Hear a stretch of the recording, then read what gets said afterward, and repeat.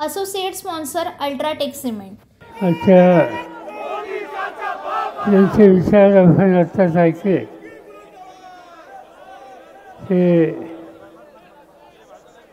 राज्यसभेत त्यांचे सहकारी शिवसेनेचे ज्येष्ठ नेते आणि सामनाचे संपादक श्री संजय राऊत यांचे विचार आत्ताच आपण ऐकले की माझे महापौर श्री खांदवले या भागाचे लोकप्रिय विधानसभेचे सभासद आमदार सुनील राऊत, भाई जगताप, माजी महापौर निर्मलाताई फवाळकर, अन्य सगळे सहकारी आणि यांच्या निवडणुकीच्यासाठी आपण या ठिकाणी मोठ्या संख्येनं उपस्थित आहात. ते आपल्या सगळ्यांचे उमेदवार संजय दिनाबाबा पाटील आणि बंधू भगिनींना. कालचा दिवस हा मुंबईच्या दृष्टीनं एक दुःखाचा दिवस होता. एक अपघात झाला. एक प्रचंड मोठं होल्डिंग, त्याच्या खोलात मी जाऊ इच्छित नाही, ते पडलं आणि आत्तापर्यंत 14 लोकांचा मृत्यू त्या ठिकाणी झाला. अनेक लोक जखमी आहेत. एक मोठं संकट निष्पाप लोकांच्यावर आलं. अनेक लोक त्या होल्डिंगच्या खाली सापडले गेले. यंत्रणा जी आहे महानगरपालिकेची आणि अन्य त्यांनी प्रयत्नाची पराकाष्ठा केली तरी 14 लोक मृत्युमुखी पडले. आणि त्यामुळे साहजिकच काल अनेक कार्यक्रम रद्द करावे लागले. लोकसभेची निवडणूक आली आणि या निवडणुकीकडे जगाचं लक्ष. मी काल एके ठिकाणी सांगितलं की ही निवडणूक 4-5 टप्प्यानं होते. काही जिल्ह्याच्या निवडणुका संपून गेल्या. मी ज्या भागातून अनेकदा निवडणूक लढवली त्या मतदारसंघामध्ये 3 आठवड्याच्या पूर्वी आम्ही निवडणुकीच्या प्रचाराची सुरुवात केली आणि पहिली सभा घेतली. आणि माझ्या लक्षामध्ये आलं की पहिल्या सभेला कोणतरी एक व्यक्ती बहुतेक बाहेर देशात आली असावी अशी एका कोपऱ्यामध्ये उभे राहून चिफणे करत होते, निघत होते. सभा संपल्यावर त्यांना मी बोलवलं आणि विचारले की कहाँ से आए आप? त्यांनी सांगितलं अमेरिकेतनं आलो. म्हणजे अमेरिकेत आलात, काय करता तुम्ही? त्यांनी सांगितलं जगामध्ये न्यूयॉर्क टाइम्स नावाचं एक वर्तमानपत्र आहे, त्यांच्या वतीनं मी इथं आलो आहे. न्यूयॉर्क टाइम्स आणि त्यांचे वाचक यांना या निवडणुकीच्या संबंधीची एवढी आस्था आहे. त्यांनी सांगितलं की संबंध अमेरिकेमध्ये भारताच्या लोकशाहीचं भवितव्य ठरणारी ही निवडणूक काय करणार आहे याच्याबद्दलचं औत्सुक्य आहे. आणि त्यासाठीच माझ्या अमेरिकेच्या वृत्तपत्रांनी मला या ठिकाणी पाठवलं. सांगायचं तात्पर्य हे, ही निवडणूक आपल्यापुरती सीमित नाही. जिथं जिथं जगामध्ये लोकशाही आहे, संसदीय राज्य पद्धती आहे, त्या सगळ्या घटकांना भारताच्या या निवडणुकीच्या संबंधीचं औत्सुक्य आहे आणि एका दृष्टीने चिंतासुद्धा आहे. चिंता का आहे की जगात जे लोकशाहीच्या पद्धतीनं चालणारे देश आहेत त्या देशांच्या मालिकेमध्ये भारताचं नाव अतिशय वरच्या दर्जाला आहे आणि भारताच्या लोकशाहीला जर संकटात नेण्याचं काम कुणी केलं तर त्याचा परिणाम जगातल्या लोकशाहीमध्ये रस्त्यांच्यावर होईल अशी अस्वस्थता आज या देशाच्या बाहेरसुद्धा आहे. ही का घडली असं? निवडणुका या देशात अनेक पाहिल्या, पण पहिली निवडणूक अशी आहे की देशाचं नेतृत्व करणाऱ्या लोकांच्या संबंधी अनेकांच्या मनामध्ये शंका आहे. या देशामध्ये अनेकांच्या नेतृत्वाखालच्या निवडणुका झाल्या, मी पाहिल्या. मी कॉलेजमध्ये पुण्याला शिकत होतो तेव्हा आम्ही एक जवाहरलाल नेहरूंची सभा ऐकली आणि जवाहरलाल नेहरू पुण्याला आले होते निवडणुकीच्यासाठी आपली भूमिका मांडण्यासाठी. त्यामुळे त्यांनी उद्याचा भारत कसा उभा करायचं सांगितलं आणि लोकशाहीचं महत्त्वही त्यांनी सांगितलं. त्याच्यानंतरच्या काळामध्ये अनेक प्रधानमंत्री आपण ऐकले.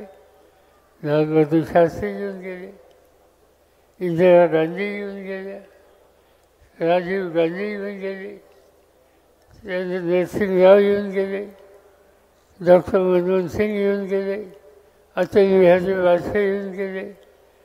या अनेकांनी निवडणुकीच्या संदर्भात लोकांना सामोरं जाऊन आपली भूमिका मांडण्याच्या संबंधीचा प्रयत्न केला आणि त्यांच्या मांडण्याचं सूत्र हे होतं की लोकशाही जगली पाहिजे, दैनंदिन लोकांचे प्रश्न सुटले पाहिजे. आज काय दिसतंय? आज या देशामध्ये गेली 10 वर्ष नरेंद्र मोदींच्या हातामध्ये सत्ता आहे. लोकांनी सत्ता दिली तर माझं काही म्हणणं नाही, पण त्यांनी लोकांना दिलेली आश्वासनं ती किती फाळली याचा लेखाजोखा घेण्याच्या संबंधीची संधी नागरिक म्हणून तुम्हाला मला सगळं नाही. तुम्हाला आठवत असेल 10 वर्षाच्या पूर्वी मोदी साहेब निवडणुकीच्या निमित्ताने देशात आले.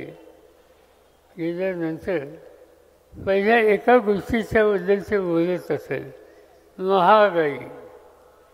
ते सांगायचे की काँग्रेसच्या राजवटीमध्ये महागाई खूप झाली.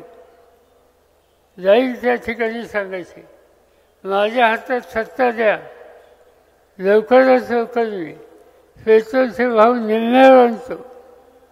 त्यांनी सांगितलं माझ्या हातात सत्ता द्या. आज भगिनींना स्वयंपाक करण्याच्यासाठी सिलेंडर लागतो, त्या सिलेंडरची किंमत काँग्रेसच्या राजवटीत वाढली. माझ्या हातात सत्ता दिल्याच्या नंतर 3 महिन्याच्या आत मी 50% किंमत या सिलेंडरची कमी करतो आणि ही सिलेंडर नजरेसमोर ठेवून तुम्ही मताला जा. मताला जाण्याच्या पूर्वी सिलेंडरला नमस्कार करा. हा सिलेंडर कमी किमतीत मिळेल याची खबरदारी आपल्याला घ्यायची, ही भूमिका त्यांनी मांडली होती. आज 10 वर्ष झाली. तुम्ही विचारतो भगिनींना सिलेंडरची किंमत 10 वर्षात कमी नाही वाढली का? नाही, प्रचंड वाढली. पेट्रोल डिझेल याचा भाव 10 वर्षात 50%वर आणणार होते.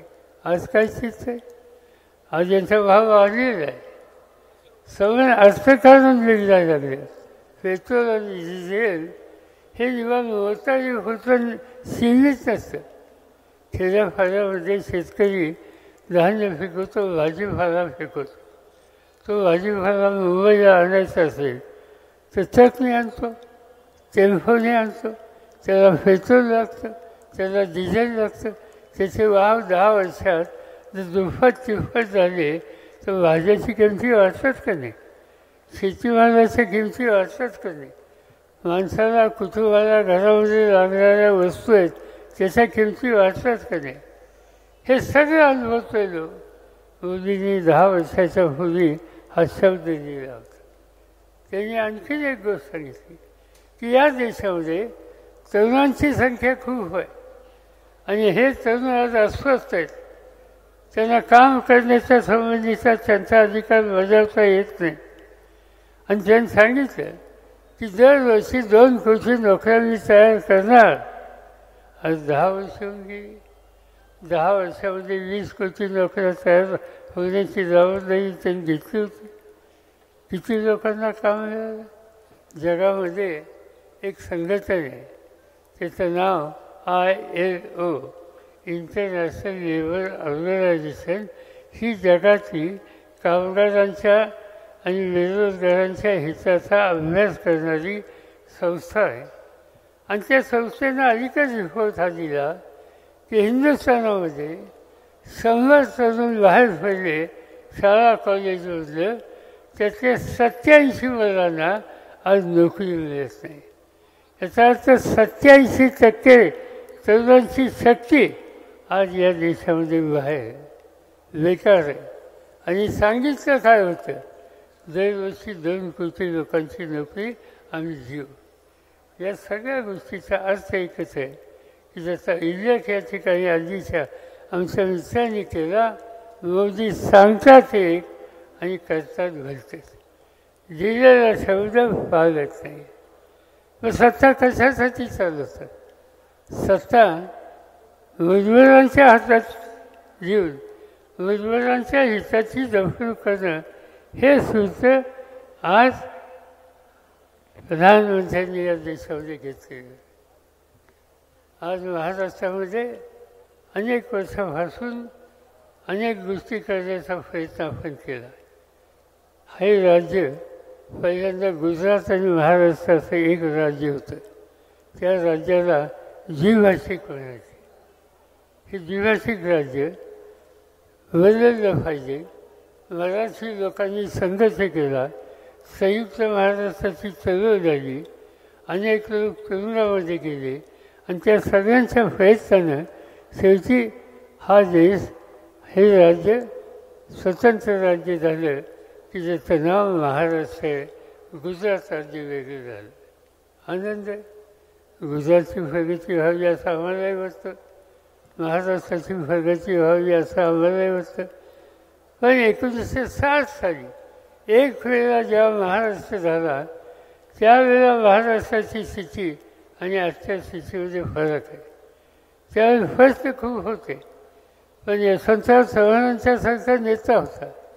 वसंतराव नाईकांच्यासारखा 11 वर्ष मुख्यमंत्री होता. अनेक लोकांनी महाराष्ट्राचं सूत्र त्यावेळेला घेतलं. माझ्याकडे 4 वेळेला राज्याच्या मुख्यमंत्रीपदाची जबाबदारी होती. अनेक निर्णयाच्या कालखंडामध्ये आम्ही घेतले आणि हे राज्य योग्य रस्त्यावर आणण्याच्या संबंधीचा प्रयत्न आम्ही लोकांनी केला. तुम्हा लोकांच्या मदतीनं, तुम्हा लोकांच्या साथीनं.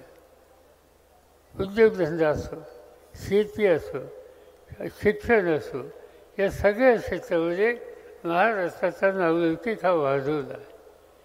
आणखी ही कारखानदारी वाढवावी, अधिक लोकांच्या हाताला काम द्यावं, ही भूमिका 1960 पासून घेतली गेली. आता चित्र बदलते. आता ज्यांच्या हातात सत्ता आहे त्या सत्ताधाऱ्यांनी महाराष्ट्राच्या हिताची जपणूक करण्यासाठी इथं अधिक कारखानदारी कशी होईल, इथली शेती संपन्न कशी होईल, अधिक हाताला काम कसं मिळेल याच्याकडे त्यांचं लक्ष नाही. याऐवजी या राष्ट्रात या राज्यामध्ये उभे राहिलेले कारखाने हे गुजरातमध्ये कसे जातील याची काळजी ते घेतात. गुजरातमध्ये गेला तर माझी तक्रार नाही, पण त्यांनी स्वतःचे कारखाने उभे करावे. महाराष्ट्रात उभे राहिलेले कारखाने इथं हलवायचे. इथे हाताला काम जे होतं ते काम घालवायचं आणि ते कारखाने दुसऱ्या राज्यामध्ये न्यायचे. ही महाराष्ट्राच्यावर अन्याय करण्याची गोष्ट आहे. पण ही गोष्ट मोदींच्या नेतृत्वाखाली या राज्यामध्ये नित्याने चाललेली आहे आणि त्याचा दुष्परिणाम आज महाराष्ट्रात झाल्याचं झालं आहे. आज हा तुमचा मतदारसंघ की ज्या ठिकाणी आपण लोकसभेची निवडणूक लढवतो आहे. संजय दिनाव पाटील यांची उमेदवारी आपण लढवतो आहे. हा मतदारसंघ महाराष्ट्राचं दर्शन देणारा मतदारसंघ आहे. इथं मराठी आहेत, इथं गुजराती आहेत, इथं उत्तर भारतीय आहेत, इथं दक्षिण भारतीय आहेत, इथं हिंदू आहेत, इथं मुस्लिम आहेत. सगळ्या समाजाचे लोक अनेक काळापासून गुन्ह्या गोविंदाने या ठिकाणी जातात. हे महाराष्ट्राचं या मतदारसंघाचं वैशिष्ट्य आहे.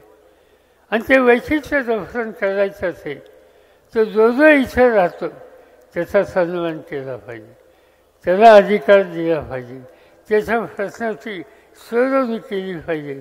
पण इथे कारखानदारी तुम्ही हलवली, कष्ट करण्याचं साधन हलवलं तर साहजिकच त्याची दुष्परिणाम इथे राहणाऱ्या लोकांच्या, तो कोणत्याही जातीचा, धर्माचा, भाषेचा असो त्यांच्यावर होईल.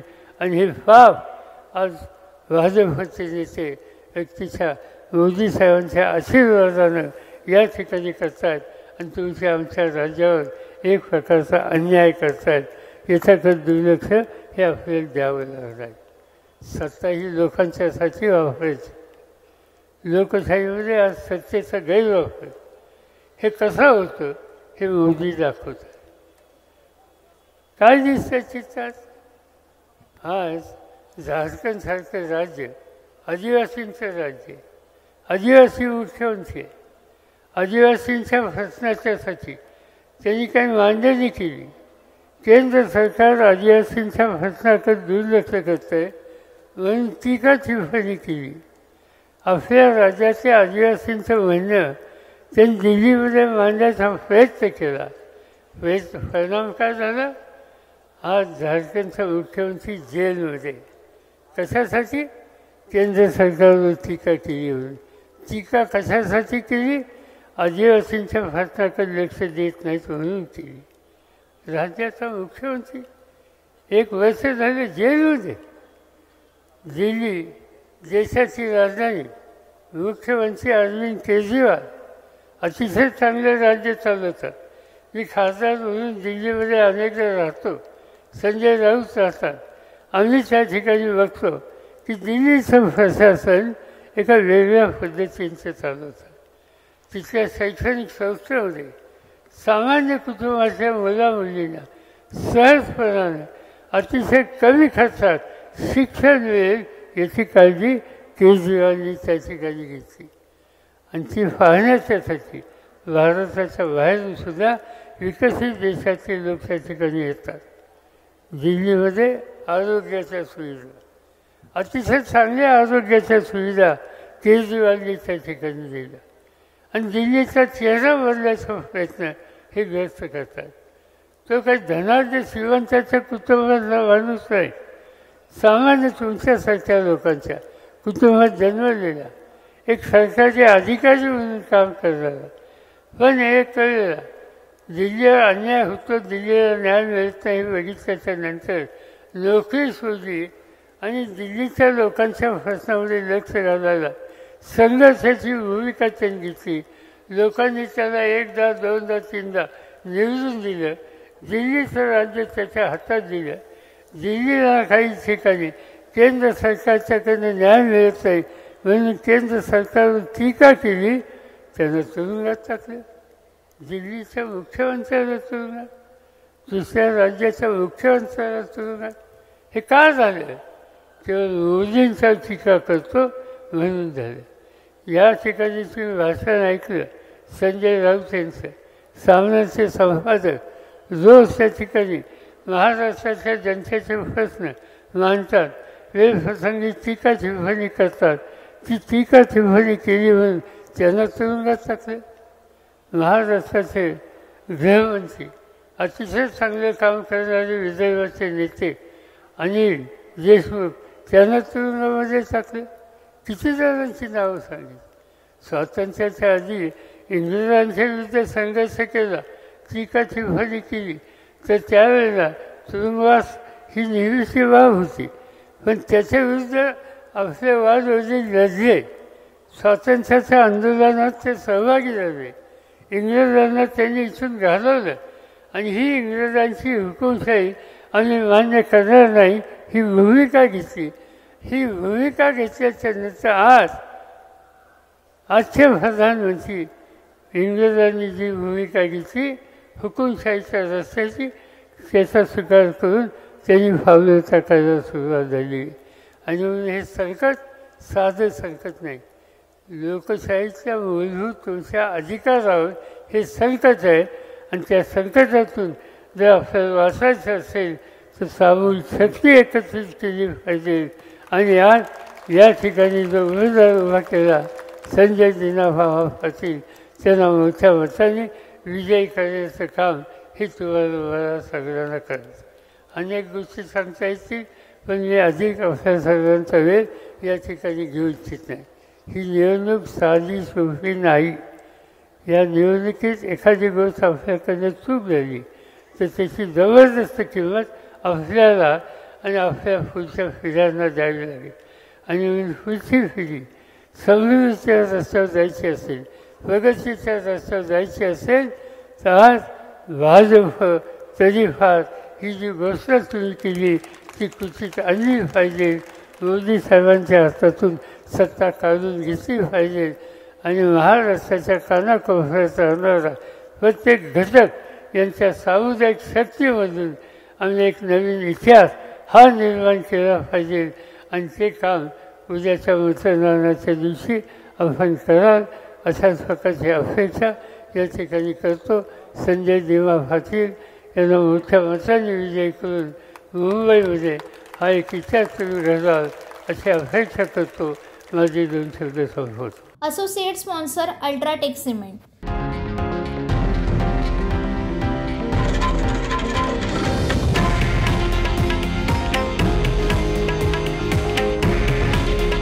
हे आहे देशातील नंबर 1 न्यूज नेटवर्क आणि आपण पाहत आहात TV9 मराठी. काळजी तुमची, हित महाराष्ट्राचं.